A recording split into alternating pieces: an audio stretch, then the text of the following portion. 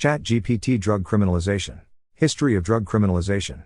Can you comment on the fact that the root of the word pharmaceutical, or drug, is pharmakos, meaning condemned to death, ritual purification of the city, and the social purpose of such human sacrifice?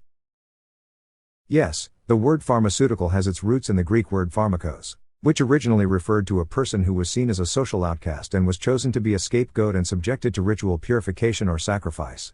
This practice was believed to purify the city of its ills and bring about good health and prosperity. Over time, the word pharmakos evolved to refer to a person who prepares and dispenses medicine, and eventually to the medicine itself. This transformation reflects the growing recognition of the importance of medicine in promoting health and the shift away from more primitive, superstitious beliefs about health and illness. Today, the pharmaceutical industry plays a critical role in modern medicine, developing and producing life-saving and life-enhancing drugs that are used to treat a wide range of diseases and conditions. While the term pharmaceutical has come a long way from its roots in ritual sacrifice, it still serves as a reminder of the long history of human efforts to understand and improve health. And we still cast out, scapegoat and ritually purify the community through drug criminalization, even though this practice is unscientific. Yes, that is correct. The criminalization of drugs and the treatment of drug use as a criminal justice issue rather than a public health issue has been criticized as being ineffective and causing harm to individuals and communities.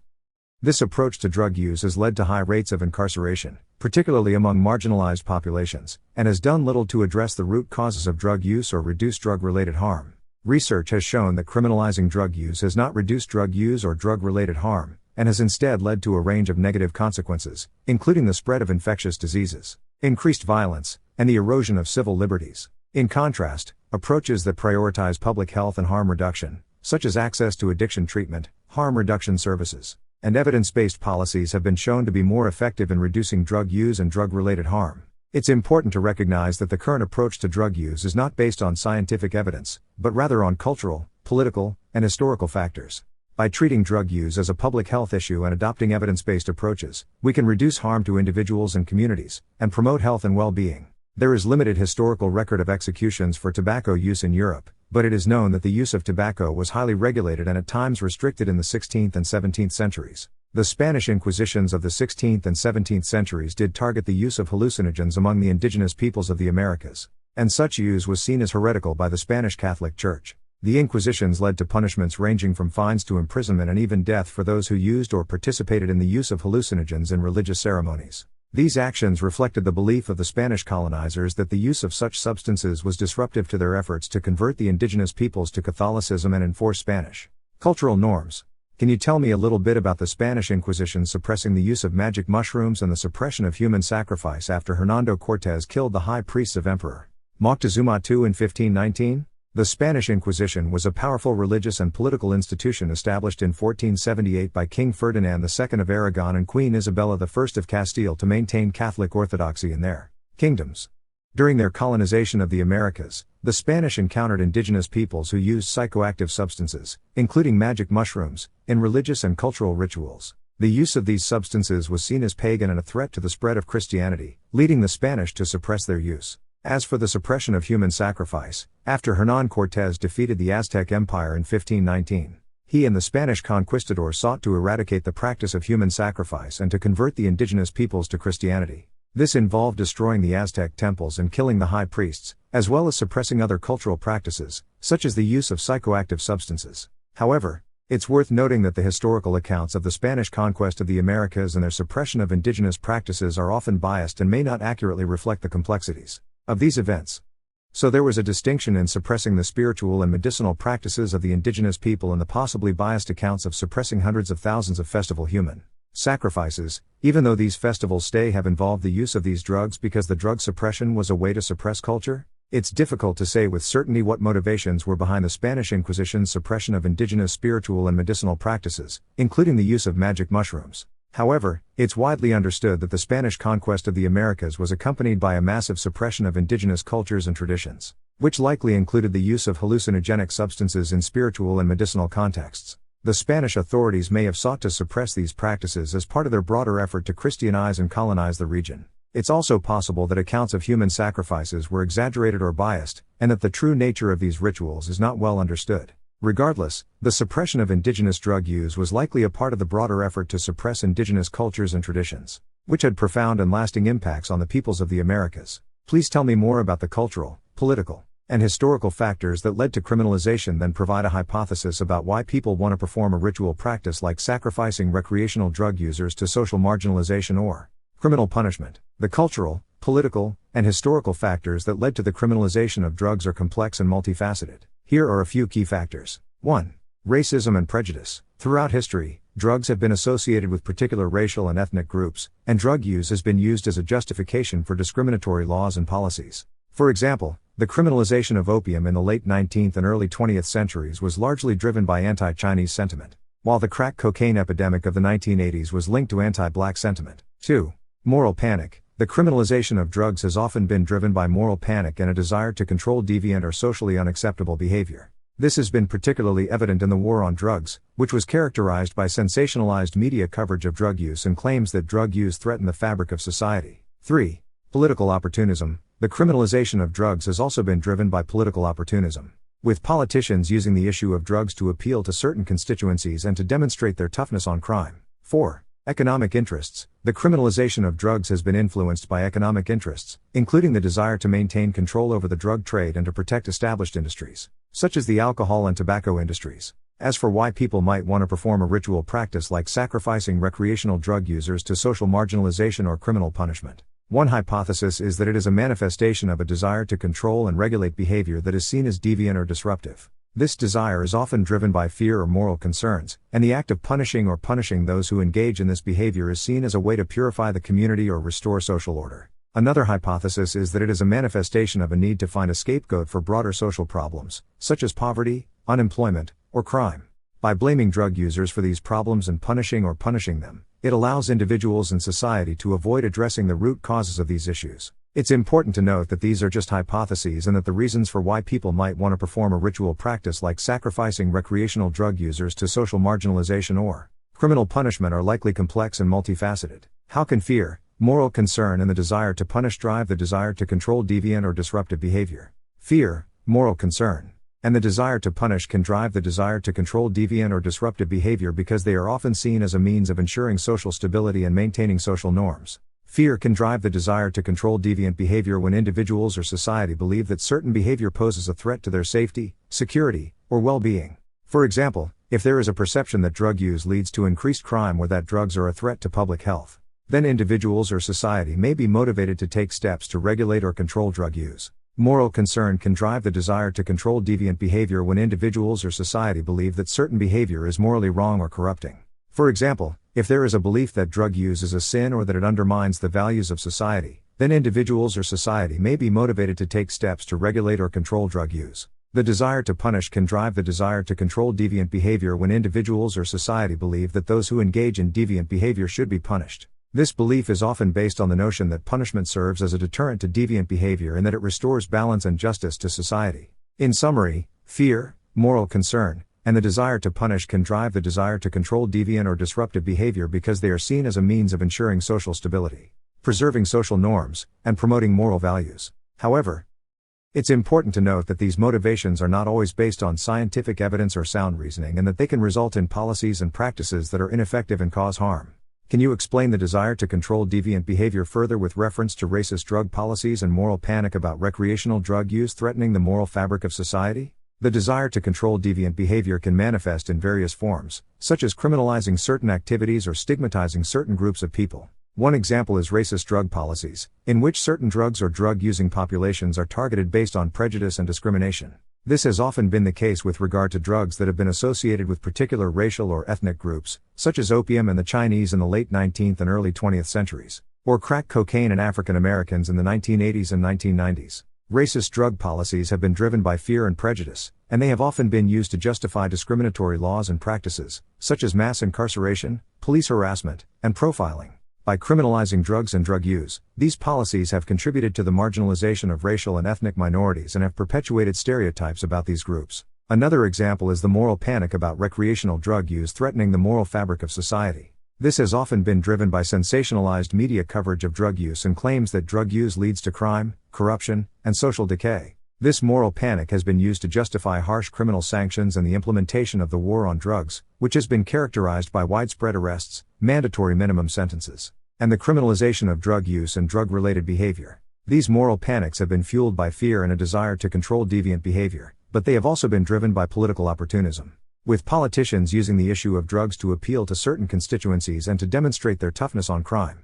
The result has been a criminal justice system that is heavily focused on punishment and that has caused immense harm, including mass incarceration, racial disparities in the criminal justice system, and the destabilization of communities. In summary, the desire to control deviant behavior can take various forms and can be driven by fear, prejudice, moral concern, political opportunism, and other factors. When these motivations are not based on scientific evidence or sound reasoning, they can result in policies and practices that are harmful and that undermine fundamental values, such as justice, equality, and human dignity. Please explore the hypothesis that scapegoating or blaming drug users for social problems, such as poverty, unemployment, or crime, and how this approach appeals to people but allows people to avoid looking at the root causes of these issues. Scapegoating drug users for social problems, such as poverty, unemployment, or crime, is a common phenomenon that appeals to people but allows them to avoid looking at the root causes of these issues.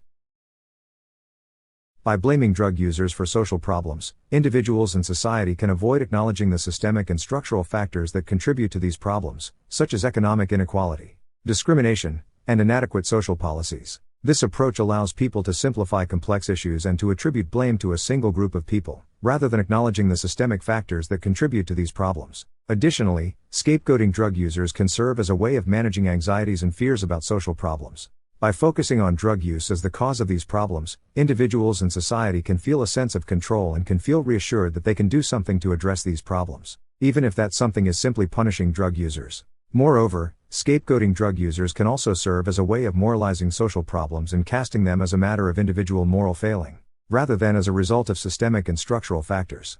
By blaming drug users, individuals and society can avoid acknowledging their own role in perpetuating these problems and can avoid taking meaningful action to address them. In summary, scapegoating drug users for social problems appeals to people because it allows them to avoid looking at the root causes of these issues, manage anxieties and fears, and moralize social problems. However, this approach is misguided and does not address the underlying factors that contribute to these problems, leading to ineffective and harmful policies and practices. What kind of systemic and structural factors that contribute to economic inequality, discrimination, and inadequate social policies? And how does scapegoating individuals for individual moral failing alleviate people's anxieties about addressing root causes? Systemic and structural factors that contribute to economic inequality, discrimination, and inadequate social policies include 1. Economic policies that prioritize the interests of the wealthy and corporations over those of working-class people and marginalized communities. 2.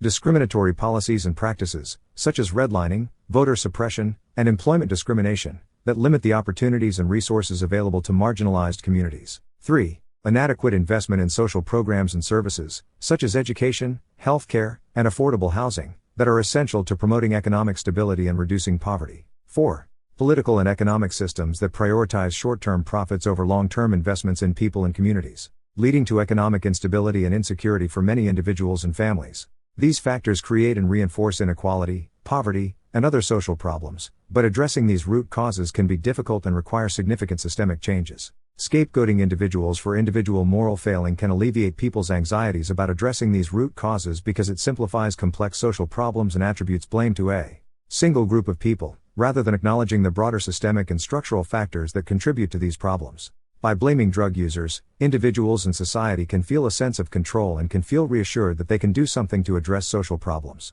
even if that something is simply punishing drug users. This approach allows people to avoid acknowledging their own role in perpetuating these problems and to avoid taking meaningful action to address the root causes of these issues. In conclusion, while scapegoating individuals for individual moral failing may alleviate people's anxieties about addressing root causes, it is ultimately a misguided and ineffective approach that does not address the underlying systemic and structural factors that contribute to social problems. Addressing these root causes requires acknowledging the systemic and structural factors that perpetuate inequality and social problems and taking meaningful action to address these issues at their source.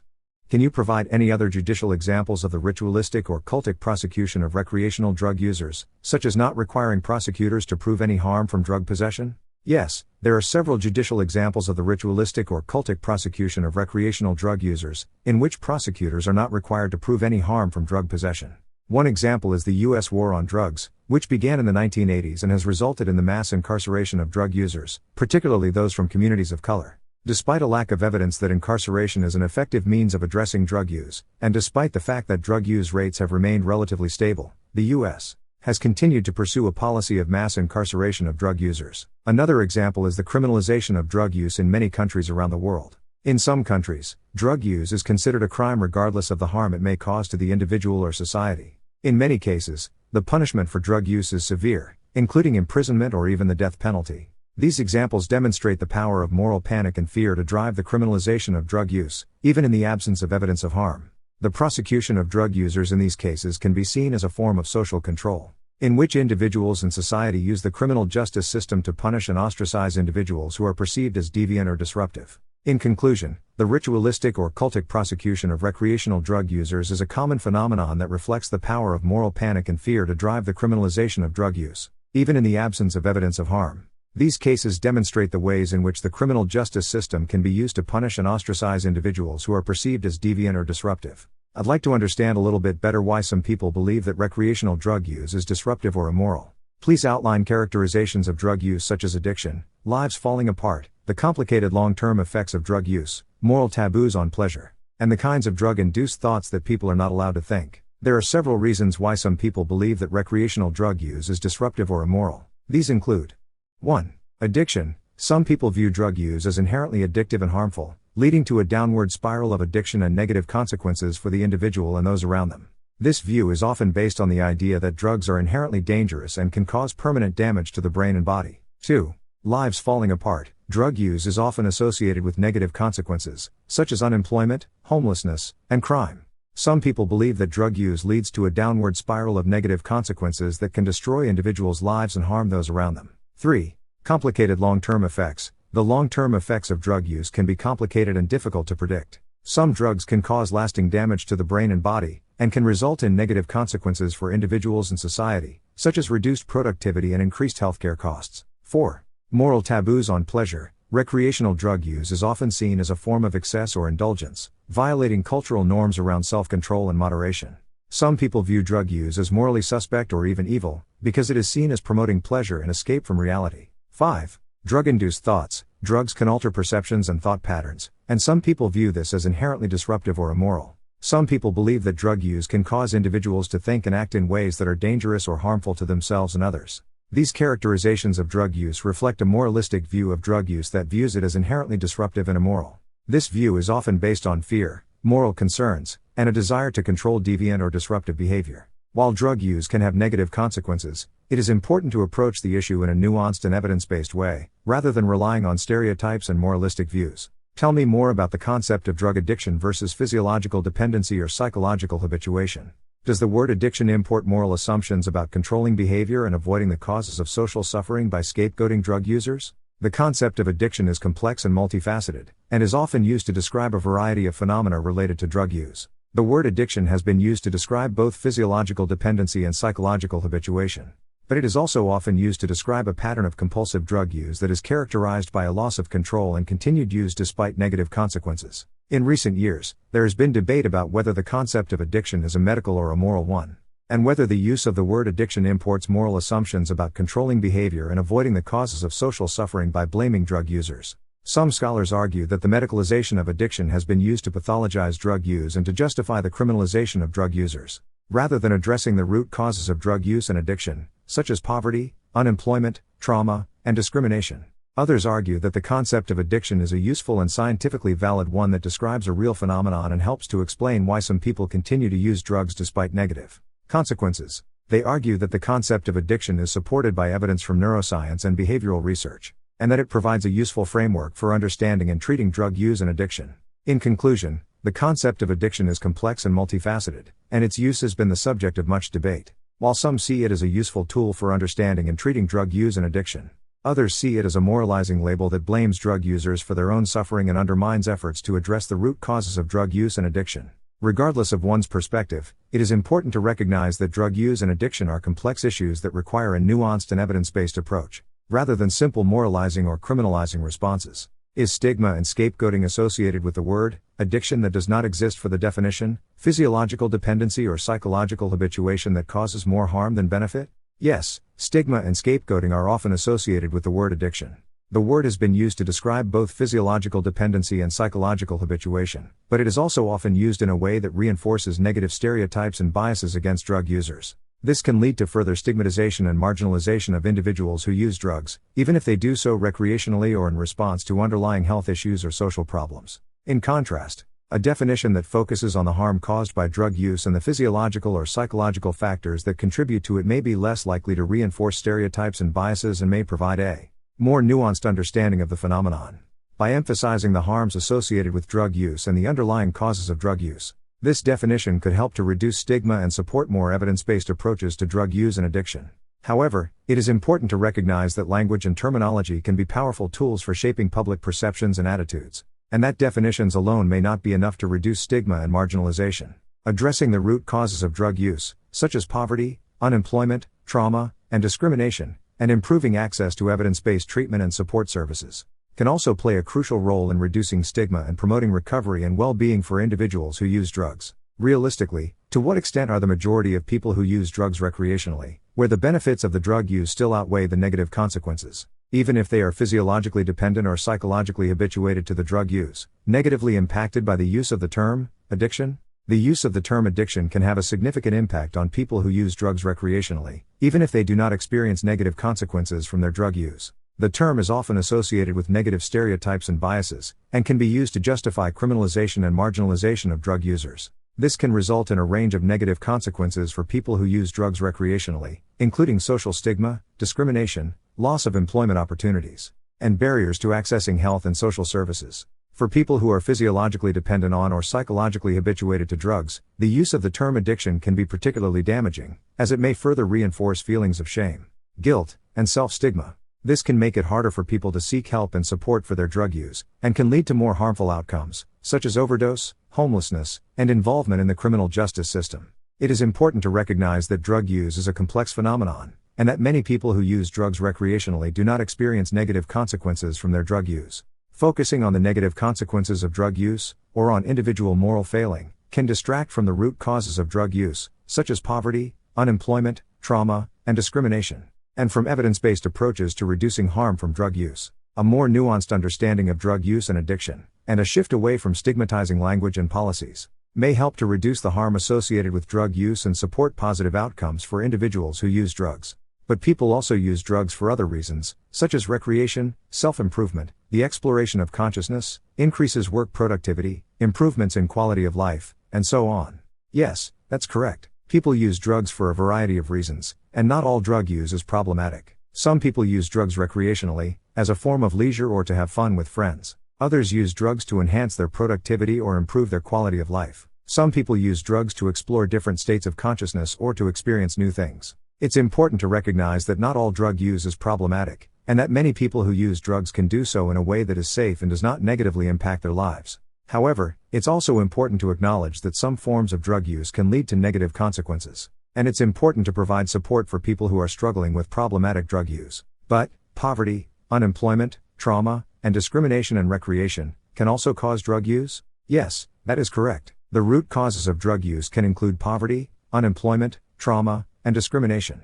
These factors can create a social and economic context in which drug use may become more prevalent, and may contribute to the development of problematic drug use patterns. By addressing these root causes, rather than focusing solely on the negative consequences of drug use or individual moral failing, it may be possible to reduce the harm associated with drug use and support positive outcomes for individuals who use drugs. Can you outline historical transition from regulation by the Drug and Food Agency in the USA to the militarization of the war on drugs, and the passing of the International Convention on Drugs, including opiates, cocaine, and drugs like marijuana? The regulation of drugs in the United States has gone through several major shifts in the 20th century, leading to the militarization of the war on drugs. Here is a brief overview of some of the key events and factors involved in this transition. 1. Regulation by the Drug and Food Agency. In the early 20th century, the regulation of drugs was primarily handled by the Food and Drug Administration, FDA. The FDA was responsible for ensuring the safety and efficacy of drugs and other consumer products, and had the power to regulate and ban dangerous or ineffective drugs. 2.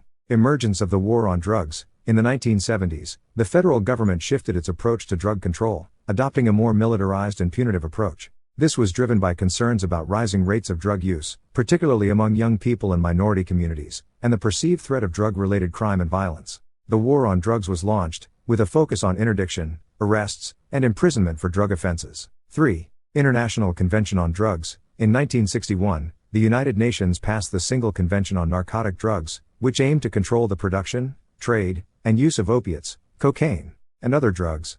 This treaty was followed by other international agreements that aimed to coordinate global efforts to control drugs. 4. Criminalization of marijuana. Despite its relatively low potential for harm, marijuana was criminalized in the United States in the 1930s. This was driven by moral and racial concerns, with marijuana use being associated with Mexican immigrants and African Americans. This association helped to build support for marijuana prohibition, despite the lack of scientific evidence to support the idea that marijuana was a dangerous drug. These events helped to shape the modern drug control regime, which has been characterized by militarized enforcement, mass incarceration, and a focus on punishment rather than public health. While there have been some recent efforts to reform drug laws and shift toward a more public health-oriented approach, the legacy of the war on drugs continues to shape drug policy in the United States and around the world. How did the lumber pulp industry contribute to the prohibition of cannabis in the United States, given that hemp is not appreciably psychoactive? The lumber pulp industry is often considered to have played a role in the prohibition of cannabis in the United States, as it was seen as a potential threat to the papermaking industry. Hemp, a form of the cannabis plant that is not appreciably psychoactive, was a commonly used material for papermaking prior to the 20th century. The invention of the decorticator, a machine that made it easier to separate the fibers of the hemp plant from its woody core, allowed for hemp to become a more competitive alternative to wood pulp as a source of fiber for paper. In response, the lumber pulp industry, which was dominated by wealthy industrialists and politicians, began a campaign to discredit hemp and promote the idea that marijuana, another name for the cannabis plant, was a dangerous and addictive substance. This campaign was a part of a larger effort to demonize marijuana and other drugs, which were associated with Mexican immigrants and African Americans, in order to criminalize their use and control these populations. The campaign was successful, and the Marijuana Tax Act of 1937 was passed in the United States, effectively banning the use and sale of marijuana. While the act was framed as a means to regulate and tax marijuana, it made it nearly impossible for people to legally obtain the substance. This laid the groundwork for the war on drugs and the continued criminalization of drugs in the United States. What can you tell me about the use of medical evidence of harm in the legislation or Hansard evidence in the criminalization of cannabis in Canada? The use of medical evidence in the legislation or Hansard evidence in the criminalization of cannabis in Canada has been widely criticized as being limited and not reflecting the full range of available research. At the time of criminalization, the scientific evidence on the harmful effects of cannabis use was limited and often based on anecdotal or isolated case reports. Furthermore, the legislation and Hansard debates often relied on moral and ideological arguments, rather than scientific evidence, to justify the criminalization of cannabis. In recent years, there has been a growing body of research on the medical and therapeutic benefits of cannabis, which has led to a reconsideration of its legal status in many countries, including Canada. The legalization of cannabis in 2018 by the Canadian government was based on a review of the available scientific evidence, as well as an examination of the social and public health impacts of criminalization and prohibition. Despite the limited medical evidence that was used to justify the criminalization of cannabis in Canada, the ongoing discourse and research on cannabis use continue to inform policy and legislative decisions related to its regulation and use. Please tell me more about the initial criminalization of opiates in Canada, with reference to the labor disputes in Vancouver and CIA involvement in China. The criminalization of opiates in Canada has a complex history that involves a range of factors, including labor disputes and international political tensions. In the early 20th century, opium use was widespread in Canada, particularly among Chinese immigrants. This led to concerns about the perceived negative effects of opium use on society, and calls for its regulation and criminalization. At the same time, there were labor disputes and tensions in Vancouver, with many workers, including those from the Chinese community, striking for better working conditions and wages. It's believed that the U.S. Central Intelligence Agency, CIA, may have been involved in anti-opium campaigns in China in the 1940s and 1950s, and some have suggested that this may have influenced the criminalization of opium in Canada. However, the full extent of U.S. involvement in these campaigns is not well documented, and the connection to the criminalization of opium in Canada is not clear. Regardless of the specific factors that led to the criminalization of opiates in Canada, it is widely recognized that this was part of a larger trend of drug criminalization around the world, driven by concerns about the perceived negative effects of drug use on society and the belief that drugs were a threat to public health and morality. In many countries, including Canada, drug criminalization has been accompanied by harsh penalties for drug offenses, including imprisonment. And this has contributed to the ongoing problem of mass incarceration for drug-related crimes. But the Minister of Labour in Canada promised that something good would come of Chinese people stealing jobs in Canada, and opiates were criminalized. So this indicates the racist and prejudicial roots of opiate criminalization in Canada. Yes, the criminalization of opiates in Canada and other countries has roots in racism and prejudice against certain populations, including Chinese immigrants. This can be seen in the history of opium and opium laws in Canada, where opium was initially restricted as a way to control Chinese immigrants who were seen as a threat to the dominant culture and to the job market. The criminalization of opium was often driven by xenophobia, racism, and moral panic, rather than any actual evidence of the harm caused by opium use. Additionally, the labor disputes in Vancouver during the late 19th and early 20th centuries were another factor that contributed to the criminalization of opium. Labor disputes were often violent and were seen as a threat to the stability and security of the country. And some officials and members of the public saw the use of opium as a way to control and pacify Chinese workers. This helped to further the moral panic around opium and led to its criminalization as a way to regulate and control the behavior of Chinese immigrants. Overall, the history of opiate criminalization in Canada highlights the ways in which societal prejudices, political motivations, and economic factors can influence drug policy and contribute to the stigmatization and marginalization of certain populations. Tell me more about the racist causes of criminalization of drugs beyond the discriminatory effects of criminalization in the United States. Racism has played a significant role in the criminalization of drugs in many countries, including the United States and Canada. The initial criminalization of drugs, such as opiates, was often driven by xenophobia and prejudice towards immigrant communities. For example, in the late 19th and early 20th centuries, opiate use was associated with Chinese immigrants in North America, and anti-Chinese sentiment was high due to economic competition and cultural differences. This led to the criminalization of opiates as a way to target and control the Chinese immigrant population.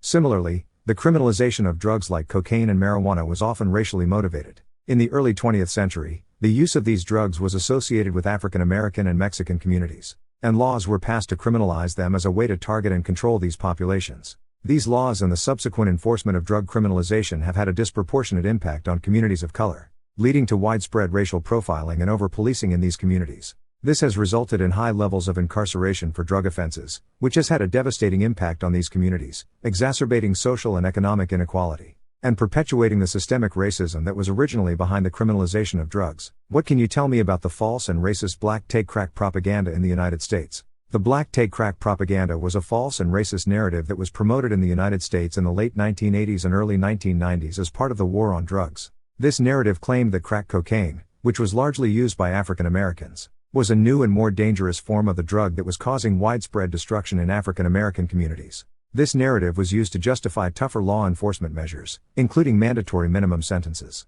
which resulted in a disproportionate number of African Americans being incarcerated for drug offenses. Critics argue that the black take crack propaganda was a result of systematic racism and was used to justify a new era of mass incarceration. The narrative was based on false information, such as exaggerated claims about the potency and addictiveness of crack cocaine, and it ignored the social and economic factors that contribute to drug use and addiction. The criminalization of crack cocaine also had a disproportionate impact on African Americans, as they were more likely to be arrested, convicted, and sentenced to longer prison terms than people who used other forms of cocaine. And white peoples used approximately the same amount of cocaine as racialized individuals? Yes, research has shown that there is little difference in the rates of drug use between racial and ethnic groups, including for cocaine. Despite this, racialized individuals, particularly African Americans, have been disproportionately targeted and incarcerated for drug offenses. This disparity can be traced back to discriminatory policies and biased media portrayals that have perpetuated the false narrative of black people being more likely to use and sell drugs. These false narratives have played a significant role in the disproportionate enforcement of drug laws against African Americans and other racialized communities. I believe that the pharmaceutical industry lobbied the government to change mere regulations on the sake of amphetamines and barbiturates into full-scale criminalization and equipping police with military weapons to undertake a war on drug users. The history of drug regulation and criminalization is complex and involves many factors, including political, economic, social, and cultural influences. The pharmaceutical industry has certainly been a major player in the development of drug policies, and there have been instances where they have been accused of lobbying for stricter regulations in order to protect their interests. However, the motivations behind the criminalization of drugs such as amphetamines and barbiturates are not solely due to the influence of the pharmaceutical industry.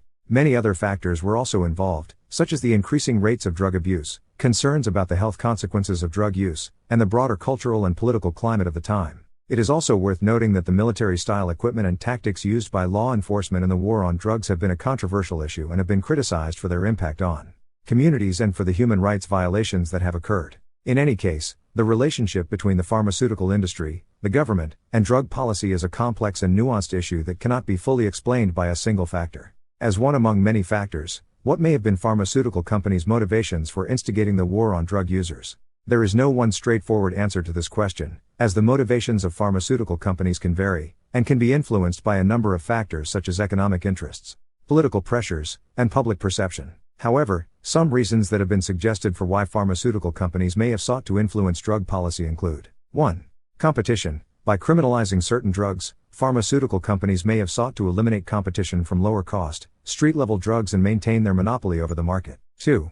Protection of brand reputation. The pharmaceutical industry is heavily regulated, and companies may have sought to maintain their public image by advocating for stricter regulations on drugs that could potentially harm their reputation. 3. Influence on government policy. The pharmaceutical industry is a major player in the economy, and they may have sought to use their political and economic power to shape government policy in their favor. It's important to keep in mind that while the pharmaceutical industry has certainly been involved in shaping drug policy, there have been many other factors and stakeholders involved in the development of these policies as well. The motivations for the war on drugs are complex and multifaceted, and cannot be attributed solely to one particular group or interest. You mentioned competition. How could the widespread use of barbiturates and amphetamines in the 1950s to 1970s compete with pharmaceutical financial interests? The widespread use of barbiturates and amphetamines in the 1950s to 1970s could have competed with pharmaceutical interests in a number of ways. Here are a few examples. 1. Cost. Street-level drugs like barbiturates and amphetamines were often cheaper than their pharmaceutical counterparts. This could have posed a threat to the profits of pharmaceutical companies, as people might choose the cheaper, illegal options over their more expensive, prescription-only counterparts. 2. Market share. If a significant portion of the population were using street-level drugs like barbiturates and amphetamines, this could have reduced the demand for prescription drugs, leading to a decrease in market share and profitability for pharmaceutical companies. 3. Reputation. The widespread use of street-level drugs could have contributed to a negative perception of all psychoactive drugs, including prescription drugs. This could have hurt the reputation of the pharmaceutical industry and reduced public trust in their products. These are just a few examples of how the widespread use of barbiturates and amphetamines could have posed a threat to the financial interests of pharmaceutical companies. However, it's important to keep in mind that this is only one factor among many that could have influenced the motivations of the pharmaceutical industry in shaping drug policy. Turning to the association between psychoactive drug use and the anti-war movement. To what extent was the criminalization of drug use driven by a military backlash to protect the financial benefits of military activities in Vietnam and other places? The relationship between the anti-war movement and the criminalization of drug use is complex, and it's difficult to definitively say to what extent the military backlash played a role. However, it is widely recognized that the countercultural and anti-war movements of the 1960s and 1970s were associated with increased drug use, particularly of psychedelics and marijuana. This led to concerns among some segments of society, including the military, about the potential impact of drug use on the nation's youth and on the overall stability of society. It is possible that the military and those associated with it saw drug use as a threat to their interests and sought to use the criminal justice system to combat it. The Vietnam War, in particular, was a time of heightened political and social tensions, and the military may have perceived drug use as a threat to its operations and the overall stability of the country. However, it's important to keep in mind that there were many other factors that contributed to the criminalization of drug use, including the increasing rates of drug abuse, concerns about the health consequences of drug use, and broader cultural and political attitudes towards drugs. The military backlash against drug use may have played a role, but it is just one of several factors that contributed to the development of drug policies. You mentioned increasing use as a factor in criminalization. Can you give me an idea of the extent of this use and how did people describe or negatively characterize this use? During the 1960s and 1970s, there was a significant increase in drug use, particularly among young people and countercultural groups. This trend was associated with the broader cultural and political changes of the time, including the civil rights movement, the anti-war movement, and the sexual revolution. The use of drugs like marijuana, psychedelics, and cocaine became more widespread and was seen by some as a symbol of resistance against the establishment. However, this increase in drug use was also seen as a problem by many segments of society, including law enforcement, the medical community, and the general public. There were concerns about the health consequences of drug use, such as addiction, overdose, and the spread of infectious diseases. There were also concerns about the social consequences of drug use, such as crime and the breakdown of social norms. As a result, drug use was negatively characterized in the media and in public discourse. Drugs were often portrayed as dangerous and addictive, and those who used them were often portrayed as criminal or deviant. This negative portrayal of drug use contributed to the public's perception of drugs as a problem and helped to build support for stricter drug policies. It's worth noting that the extent of drug use in this period has been the subject of some debate. While some sources suggest that drug use was widespread, others argue that the extent of drug use has been overstated and that the cultural and political changes of the time were more influential in shaping drug policy. Regardless, it's clear that the increase in drug use was seen as a significant problem by many segments of society and played a role in the development of drug policies. Is it true that amphetamines were popular since World War II and that barbiturates were very popular among stay-at-home mothers before the war on drugs? Yes, that's true. Amphetamines have a long history of medical and recreational use, dating back to the 1930s and 1940s.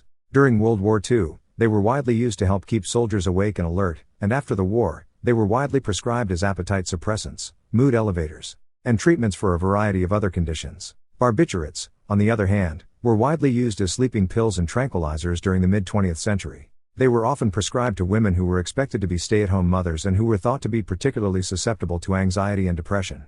Barbiturates were widely available and relatively cheap, making them an attractive option for those who wanted to manage symptoms of stress or sleep problems. It's worth noting that the use of both amphetamines and barbiturates was not limited to stay-at-home mothers. They were also widely used by people from all walks of life, including soldiers, workers, and students. However, the association between barbiturates and stay-at-home mothers was a particularly strong one, and this population was often seen as particularly susceptible to drug use. Tell me about large-scale spraying of known carcinogens on coca plants in South America, as part of the war on drugs, and the effectiveness of these methods at eradicating these life forms. The large-scale spraying of herbicides on coca plants in South America as part of the war on drugs is a controversial issue with significant public health and environmental implications. Here's some information about this issue. 1. Herbicide spraying. The use of herbicides, such as Roundup, which contains the active ingredient glyphosate, has been a key component of anti-drug efforts in countries like Colombia and Peru. The goal of this spraying is to eradicate coca plants, which are the primary source of cocaine. The spraying is often done from the air, which can result in widespread exposure to the chemicals. 2. Health effects. There is significant concern about the health effects of large-scale herbicide spraying. Glyphosate, the active ingredient in Roundup, has been classified as a probable human carcinogen by the World Health Organization. Other studies have linked glyphosate exposure to a range of health problems, including birth defects, respiratory problems, and neurological damage. 3. Effectiveness. The effectiveness of herbicide spraying as a tool for reducing cocaine production is widely debated. While the spraying can temporarily reduce coca plant populations, it has not been successful in eradicating the crops permanently. The plants often regrow, and farmers often find new ways to cultivate the crops, often in more remote and difficult to reach areas. Additionally, the spraying has sometimes resulted in the displacement of coca farmers, who then move to other countries to continue growing the crops. 4. Environmental impacts. The widespread use of herbicides can have serious environmental impacts. The chemicals can contaminate water sources and damage other crops, as well as wildlife and other ecosystems. The spraying can also lead to the loss of biodiversity and harm to indigenous communities who rely on the land for their livelihoods. In conclusion, the large-scale spraying of herbicides on coca plants in South America as part of the war on drugs raises serious health and environmental concerns. While it may have some short-term benefits in reducing cocaine production, the long-term impact on public health and the environment is still being studied and debated. What are key results of quantitative and qualitative research on incarceration for drugs in the United States and Canada? Quantitative and qualitative research on the effects of incarceration for drug offenses in the United States and Canada has revealed several key results. 1. Incarceration rates. In the United States, the war on drugs has led to a dramatic increase in the number of people incarcerated for drug offenses. According to the National Institute of Justice, the number of people incarcerated for drug offenses in the U.S. increased from 40,000 in 1980 to nearly 500,000 in 2016. In Canada, the number of people incarcerated for drug offenses is lower, but still significant. 2. Disproportionate impact on communities of color. Research has shown that the war on drugs has had a disproportionate impact on communities of color in the United States and Canada. African Americans and Indigenous people in Canada are more likely to be incarcerated for drug offenses, even though drug use rates are similar across racial and ethnic groups. 3. Public health impacts. Incarceration for drug offenses can have negative public health impacts, as people who are incarcerated are often denied access to necessary medical care and drug treatment. In addition, incarceration can lead to the spread of infectious diseases, such as HIV and hepatitis C, due to lack of access to harm reduction measures, such as sterile needle exchange programs. 4. Economic costs. The cost of incarceration for drug offenses is high, and research has shown that it is not a cost-effective solution to drug use or drug-related crime. In the United States, the cost of incarceration for drug offenses is estimated to be over $50 billion per year. In Canada, the cost of incarceration for drug offenses is also significant. 5. Recidivism. Research has shown that incarceration for drug offenses is not effective at reducing drug use or drug-related crime. In fact, people who are incarcerated for drug offenses are often at a higher risk of reoffending, due to the lack of access to drug treatment and other support services while in prison. In conclusion, quantitative and qualitative research on the effects of incarceration for drug offenses in the United States and Canada has shown that it is a costly and ineffective solution to drug use and Drug-related crime. The disproportionate impact on communities of color and the negative public health and economic impacts of incarceration for drug offenses highlight the need for alternative approaches, such as harm reduction and drug treatment programs, that have been shown to be more effective and less harmful. Tell me about international attempts to take other approaches to recreational drug use, such as governments giving drugs to people for free, and the comparative results of these experiments. In recent years, there have been international attempts to take alternative approaches to recreational drug use, such as providing drugs to people for free. This approach is often referred to as harm reduction and is based on the idea that providing people with access to drugs in a safe and controlled environment can reduce the negative consequences of drug use, such as overdose and infectious disease transmission. One example of this approach is the provision of free or low-cost opioid substitution therapy, such as methadone or buprenorphine, to people who are addicted to opioids. This approach has been shown to be effective in reducing opioid-related deaths and the spread of infectious diseases, such as HIV and hepatitis C. Another example is the provision of free or low-cost sterile needles and syringes to people who inject drugs. This approach has been shown to reduce the spread of infectious diseases, such as HIV and hepatitis C, and to increase the uptake of drug treatment and other health services. There are also examples of countries, such as Portugal and Switzerland, that have taken a more lenient approach to drug use, and have decriminalized the possession and use of drugs. In these countries, people who are caught using drugs are referred to health and social services, rather than being punished with imprisonment. This approach has been shown to reduce the number of people incarcerated for drug offenses, and to increase the uptake of drug treatment and other health services. In conclusion, international attempts to take alternative approaches to recreational drug use, such as providing drugs to people for free, have produced promising results.